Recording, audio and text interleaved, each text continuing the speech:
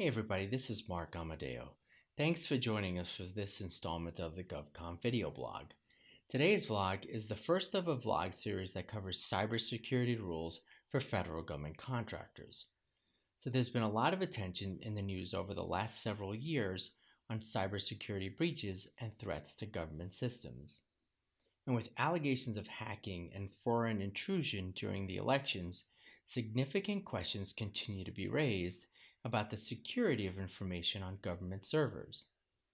Now, it might come as a surprise to some that the federal government has been working on developing procedures to protect against cyber threats for quite some time. And in fact, the result of those efforts were implemented in 3 final regulations issued last year, before the election, that are aimed at protecting information contained in a contractor's information system or server.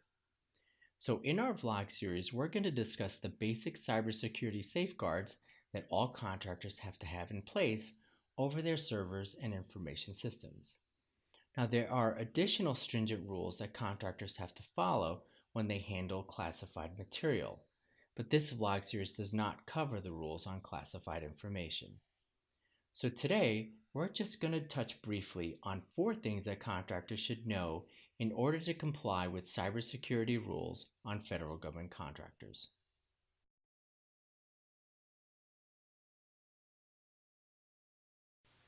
One thing that contractors should know is that different rules apply to contracts with civilian agencies and contracts with defense agencies.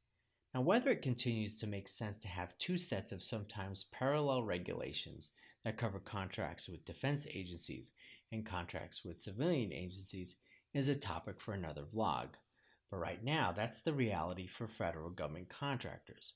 Contracts with defense agencies have to comply with Subpart 204.73 of the Defense Acquisition Regulations, which identifies 2 clauses to be inserted into defense agency contracts. One clause is at 252.204-7009, and this clause describes the obligations of support contractors that provide services to the government in response to a cybersecurity incident. Another clause, and the one we'll talk more about in today's vlog, is at DFARS 252.204-7012. This describes the minimum safeguards that all defense contractors, other than those performing under commercial off-the-shelf contracts, have to meet. Now, contracts with civilian agencies, on the other hand, have to comply with FAR Subpart 4.19, which in turn requires civilian agencies to include the FAR clause at 52.204-21. That clause describes the basic safeguards that civilian agency contractors have to comply with.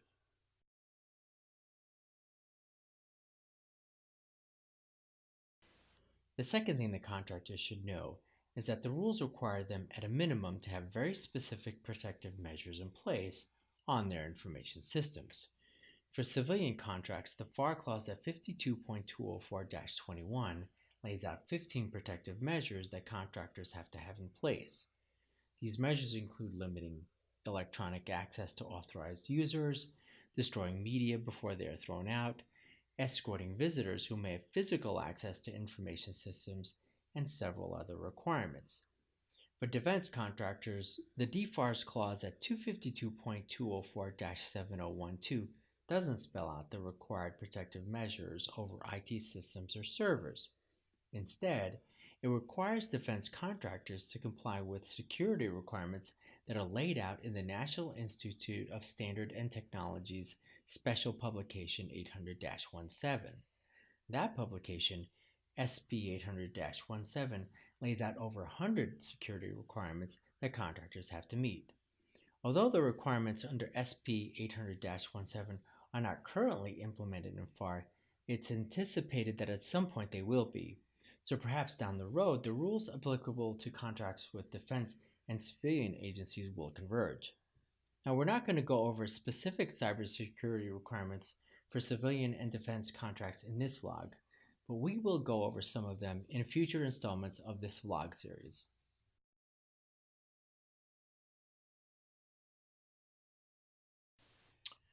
The third thing that contractors should know is that defense agency contractors are required to report cyber incidents to DoD. The DFARS clause we've been talking about that sets out basic safeguards on information systems also requires defense contractors to submit a rapid cyber incident report to DoD when they discover a cyber incident that affects their information system or the information that's stored in their system. That cyber incident report has to be reported online to DoD through a specified DoD website. In addition, defense contractors that discover and isolate malicious software in connection with a reported cyber incident must submit that malicious software to DoD's Cybercrime Center.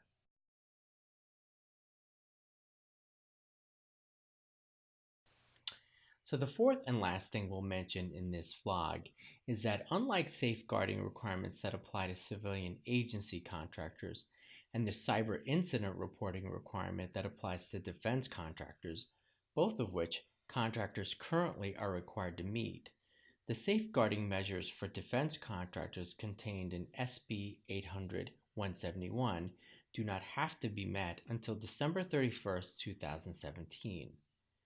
However, given the scope and sheer number of security requirements, defense agency contractors should begin assessing compliance as soon as possible.